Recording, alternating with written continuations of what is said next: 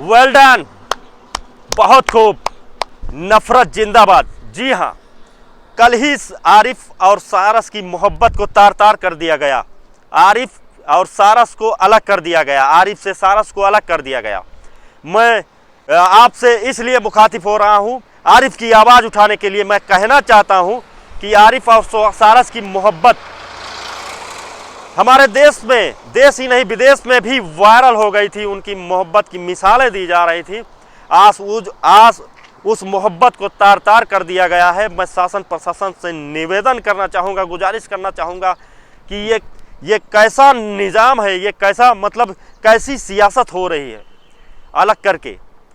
क्या शासन प्रशासन को जो छुट्टा पशु हाईवे पर, रोडों पर, सड़कों पर घूम रहे हैं, ये नहीं दिखाई देते हैं?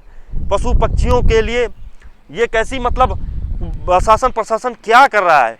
पशु पक्षियों के लिए आज एक तालाब तक नहीं है, उनके पानी पीने के लिए पानी तक नहीं है।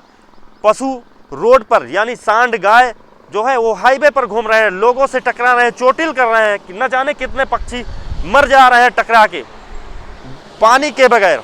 उस बेचारे ने सारस की टूटी हुई टांग को सही किया, टूटे हुए पैर को जो महीनों लगे उसकी टूटी हुई टांग को सही करने में, उस बेचारे ने उसके पीछे बहुत मेहनत की। मैं आपको बताना चाहता हूं कि आरिफ सारस के साथ कोई क्रूरता नहीं कर रहा है, बल्कि वो ना ही उसको कहीं पिंजरे में कैद किया हुआ है, बंद किया हुआ है। वो खुले आसमान में घूम रहा है, खुले में घूम रहा है। वीडियो में देख रहे हैं, सारस खुले में घूम रहा है, मजे से घूम रहा है, मोहब्बत से उसके साथ रह रहा है। जब आरिफ कहीं से बाहर से आता है तो सारस उसको देखने के बाद नाचने लगता है, डांस करने लगता है।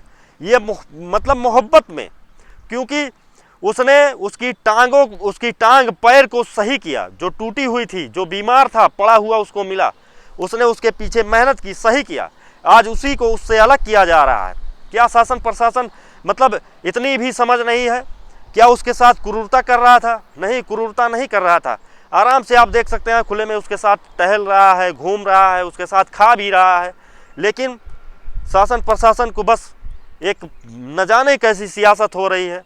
मैं एक बार फिर अपील करता हूँ, निवेदन करता हूँ कि आरिफ को जिसने उसकी टांगों को सही किया, आरिफ ने जो मेहनतें की, उसको दोबारा सारस को दिया जाए और ये मोहब्बत बरकरार रहे। मैं बताना चाहता हूँ, ये मिसाल बन चुका था। लोगों ने भी ऐसा करना चालू कर दिया था। लोगों में पशु पक्षियों के प्रति एक प्रेम भावना पैदा हो रही थी। पक्षियों के प्रति एक प्रेम भावना पैदा हो रही थी कि हम भी ऐसा करें, वायरल हो जाएं, हमें भी लोग जानने लगें। पशु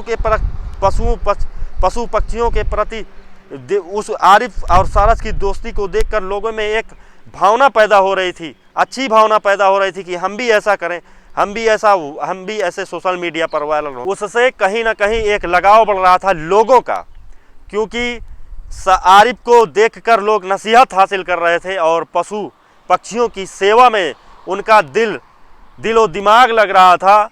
एक भावना पैदा हो रही थी कि हम भी इसी तरह से पशुओं की सेवा करें। और आज उस मोहब्बत को तार तार कर दिया गया है, उनसे अलग कर दिया गया है। मैं एक बार फिर शासन प्रशासन से निवेदन करना चाहूँगा कि इस मोहब्बत को तोड़े नहीं, इस मोहब्बत को बनाए रखें। सारस आरिफ को दोबारा वापस किया जाए, ये मोहब्बत बनी रहे, नफ़रत को कम किया जाए। ये नफ़रत, आज हमारे देश में नफ़रत बढ़ती जा रही है। मैं चाहता हूँ इसको कम किया जाए। लोगों में ये आरिफ को देखकर ही लोगों में एक मोहब्बत पैदा हो रही थी, पशु पक्षियों से, नेचर से मोहब्बत पैदा हो रही थी कि हम भी ऐसा करें ताकि कुछ ना कुछ मतलब हमारा भी भला हो सके, हमारा भी कुछ ना कुछ हो सके। सोशल मीडिया आप जान रहे हैं बहुत बड़ी ताकत है, हर कोई वायरल हो सकता है अच्छे काम करके।